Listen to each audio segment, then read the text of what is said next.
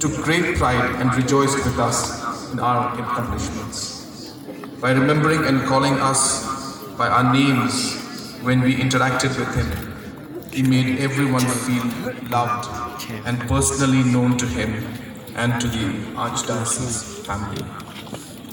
He inspired everyone with his wise words, always entwining the gospel into daily life in his homilies.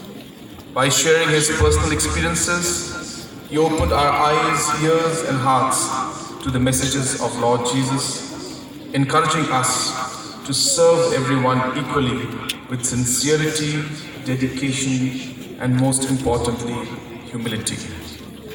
He had an aura of peace and love which is shared by everyone who came in contact with him.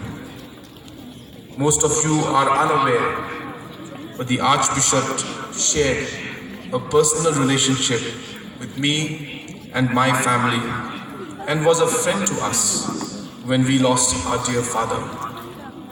I remember in the tribute ceremony held at St. Anthony's College, Shillong, for our late father, where in his speech, the late Most Reverend compared our father to Don Bosco, and today that made me think about the similarities the Archbishop shared with Don Bosco, who was loved and respected by everyone across different faiths for his service towards everyone.